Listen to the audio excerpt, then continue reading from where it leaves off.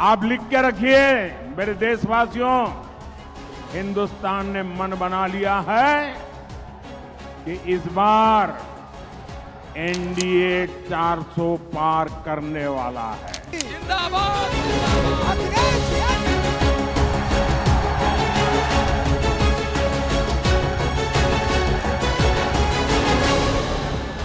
2024 का रण अपने चरम पर है।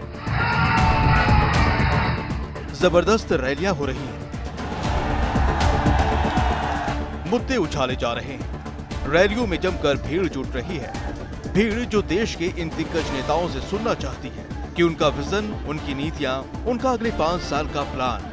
और नेता बढ़ चढ़कर बता रहे हैं कि वो कैसे देश की दशा और दिशा को बदल देंगे। 400 पार के नारे रह रह कर गूंज रहे हैं। भाइयों बहनों, ये अर्बन नक्सल की सोच, मेरी माताओं बहनों, ये आपका मंगलसूत्र भी बचने नहीं देंगे, यहां तक जाएंगे बेटा। और उधर से दावे हो रहे हैं कि 400 पार नहीं होगा। विपक्ष का अपना गणित है। बीजेपी जोर शोर से बता रही है कि 10 साल में कैसे देश की सूरत बदली, कैसे बड़े बड़े फैसले हुए। राम मंदिर बनने से लेकर धारा 370 हटाने तक का जिक्र हो रहा है। मोदी जी के नेतृत्व में मजबूत सरकार भी देखी, जिस बात के लिए श्यामा प्रसाद मुखर्जी जिन्होंने अपना बलिदान दे दिया, मोदी जी की सरकार ने धारा 370 को धाराशाही कर दिया और कश्मीर को संविधान की दृष्टि से एक साथ जोड़ करके रखा। बात मुद्दों की करे तो गिने चुने मुद्दे ही इस बार के चुनाव में उछलकर सामने आए। कहने भर को चुनाव घोषणा पत्र भी जारी हुए, लेकिन इनका जिक्र कम हो रहा है। इस सब के बीच एम फैक्टर इस चुनाव में बार बार सामने आ रहा है।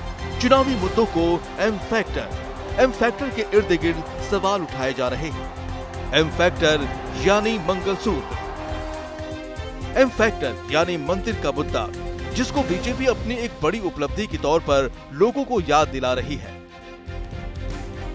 एम फैक्टर यानी मुसलमान का मुद्दा, जिसको लेकर इस बार गूंज ज्यादा सुनाई पड़ रही है। खुलकर भाषणों में मुसलमान का जिक्र हो रहा है। एम फैक्टर यानी मटन का मुद्दा। राहुल लालू ने मटन महीनों पहले पकाया, लेकिन सियासी तौर पर यह अब तक पक रहा है। और इसी एम फैक्टर का आखिरी मकाम बनकर आया मुजरा, जो चुनाव के 7वें दौर से पहले सामने आया। इंडिया अलायंस को अपने वोट बैंक की गुलामी करनी है तो करें, उनको वहां जाके मुजरा करना है तो भी करें। मैं एससी, एसटी, ओबीसी आरक्षण के साथ डट करके खड़ा हूं, खड़ा रहूंगा, जब तक जान है लड़ता रहूंगा। तो क्या एम फैक्टर इस बार चुनाव के नतीजों पर असर डालेगा? इसका फैसला तो 4 जून को होगा। ब्यूरो रिपोर्ट, आज तक।